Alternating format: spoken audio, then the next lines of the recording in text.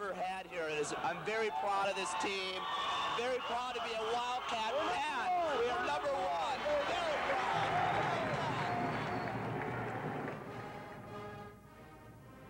With the McNaughton Cup under their belts, the Cats still had some business to take care of.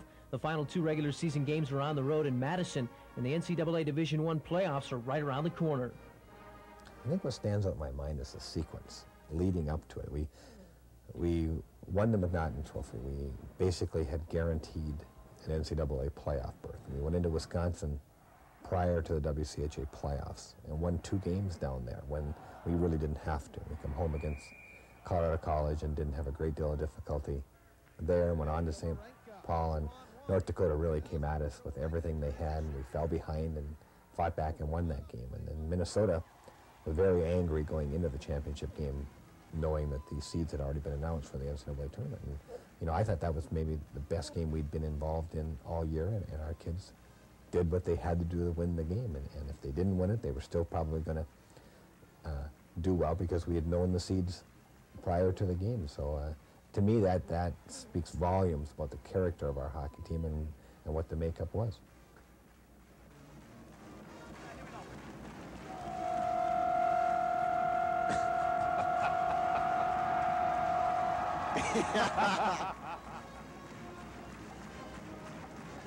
Well, the euphoria has wound off here. A small but lively contingent from Marquette, Michigan, to celebrate with their band this 4-2 victory by the Wildcats over the Golden Gophers in this championship game, giving them both the regular season title and the playoff championship title for this year.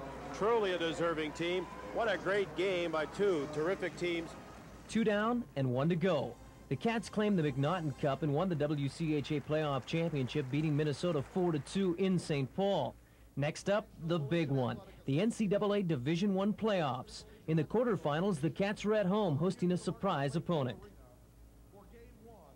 We had prepared for Boston College. We never dreamed that Alaska Anchorage would win that series. And I think it's great tribute to that program and to Bruce Christensen that he could upset them out there. And then we had to readjust our thinking and get our kids going. And I think the maturity of our team showed again. They could have taken Alaska Anchorage very lightly and got upset.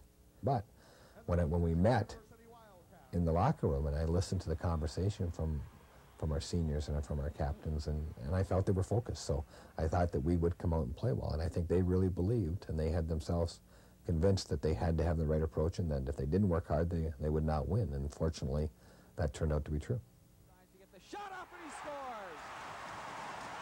Dallas Drake is second of the... Slides it down in the corner, shot and score by Tony Szabo. What a setup. Dallas Drake down in the corner. Defense with Szabo takes a shot and scores. He got that one in the short side as he stepped early.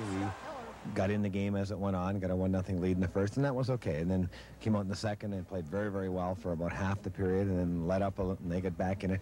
We seemed to play well scoring and then give up a soft goal right after we would score, and that's exactly what they seemed to do against Maine earlier in the year. Third period, very similar. We came out and got 3 goals, and it looked like we were just going to run away with it and stop playing, and they got 2 goals late, not to make it close or anything, but maybe give them some confidence coming into tonight's game.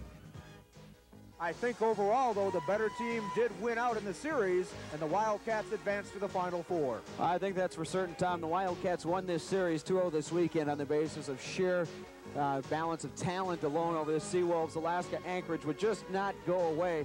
They never gave the Wildcats much room to maneuver, and every time it seemed like Northern was going to blow the game open, the Seawolves came back, and for only the 4th time this season, held the Wildcats under 6 goals at Lakeview Arena. The Wildcats' home ice unbeaten streak continues, and it sets up the meeting in the semifinals. NMU swept Alaska Anchorage in the quarters, and now it's on to St. Paul in the semifinals, where the Cats held off a very good Maine team by the final of 5-3, putting them into the NCAA Championship game. After a day off to rest up and think about meeting Boston University, it's game time. ESPN presents the National Championship game of the NCAA Division I Men's Hockey Tournament. Tonight, it's the Terriers of Boston University versus the Wildcats of Northern Michigan University. Live from the St. Paul Civic Center in St. Paul, Minnesota, the Wildcat fans from the Upper Peninsula of the state of Michigan and the Terrier fans from the Boston, Massachusetts. they were ready to play. When you didn't have to fire anybody up or you didn't have to sit down and lecture anybody, you just had to get them to relax and use their talent. That was my only concern, is they wouldn't be too tight. I mean, they were ready, we were ready. It was just a very, very long day. I would much rather have played at 2 o'clock in the afternoon. The crowd is ready. We hope you're ready too. This should be a great hockey game. The referee drops the puck, and Antos controls it with the skate. Wawrinka dumps it into the Boston University zone, and Bradley goes back to breaking in on goal. Well, we knew going in that BU started quickly. We talked about it, you know, and we just had, you know, we would love to get out of that first period 0-0, but they came out of the blocks, and you're always wondering, I think, how people are going to perform under pressure, you know, and would Billy react well? And BU scored. They were up 3-0, and I think, you know, someone quoted us as saying, you know, that we were close to panic at that time. I think, you know, panic's a wrong word. I think there was definitely concern, but they hadn't dominated us. If they'd come out, you know, and outshot us 15-2, and we're up 3-0, I think you'd really be wondering whether you belong there. But that wasn't the case, and I felt that if we could get the next goal, that we would be okay. And if they got the fourth, it might have been a very long night. So, you know, while we were concerned, we just tried to keep them again.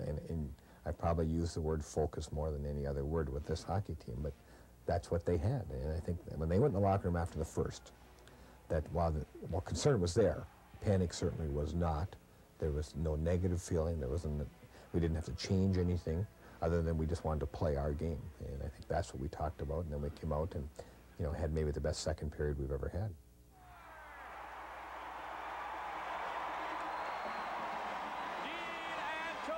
Northern Michigan is on the board. Power play goal. Boy, Northern Michigan is just doing the job here in the second period. 5 unanswered goals. Antos on the power play. Buffet, Beatty for 2, and Klandowski at an even strength. Incredible comeback by Northern Michigan, jumping out front 5-3 over Boston University. 49 seconds. Was disallowed by Brad Wawrinka. The Wildcats have broken it wide open here. 5-3 Northern Michigan, with 2:42 remaining second period. Wow, what a comeback by the Wildcats. I'll tell you, Tom, this crowd at the Civic Center is very partial to Northern Michigan. They've really come alive. They are just wild for this Northern Michigan hockey team. 5 unanswered goals here. Any moment felt we had control of the hockey game in the second period. You know, they took the 1 goal away that Brad scored. We could have been probably up by 3 or 4 at that point.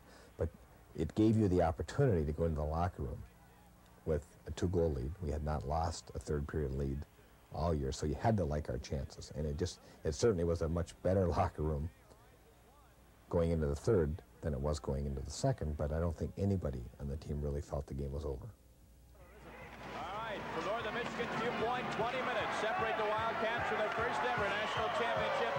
Boston University will have none of that. They're going to try and put the pressure on early and try and come back in this game. And a reminder that Northern Michigan, and this is a good stat for the folks in Marquette and not so good in Boston, Northern Michigan is 32-0-2 while leading after 2 periods. You think that's a good sign? For Northern Michigan. And Boston University, meanwhile, when trailing after 2 periods, and that's not very often, has only come from behind once to win after trailing after 2 periods of play. I thought that an important stat there, too. Only 6 times this year have they been behind. We talked about how explosive BU is early on. We saw that tonight, but now they've got to really earn their oats and come from behind in this one against a team that just doesn't give up. The Keckman carried the puck in offside for BU. Well, you know, the whole sequence at the end of the game was a tough sequence. I mean, we're winning 7-4, and I think everybody really felt that then we were okay. And then very similar to the first period, the puck just started going in. And at 7-5, my concern started to build. 7-6, obviously, and then they pulled their goalie, and it looks like we're going to carry the puck out of the zone, and they tie the game.